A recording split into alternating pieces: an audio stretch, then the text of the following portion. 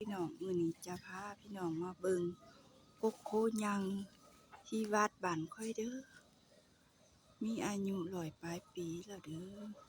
เพิ่นจะหุ้มโลนงาไปได้เนาะต้นมักยาวๆเพิ่นจะได้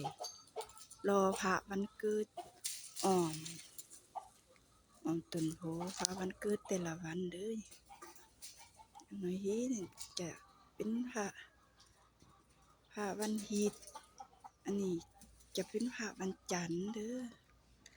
พระนี่องค์นี้ก็จะเป็นพระวันอังคารอ้อมไปพุ่นก็จะมีแต่ละวันเกิดเนาะแต่ละพระวันเกิดพระองค์ใหญ่นี่จะเป็นพระรวมเอิ้นพระโคเด้อผู้ที่บ่ฮู้วันเกิดก็เลยบูชาพระองค์นี้เด้อจะเป็นต้นโพใหญ่ๆออกงาออกขนให้พี่น้องได้เบิ่งได้ชมนำกันเด้อองค์ต่อไปจะเป็นพระวันพุธแล้วก็พระวันพฤหัสก็มีครบทุกวันเนาะผู้ใดเกิดวันใดก็มาบูชาพระวันนั้นเนาะนี่จะเป็นพระวันพฤหัสอันนี้ก็จะเป็นพระ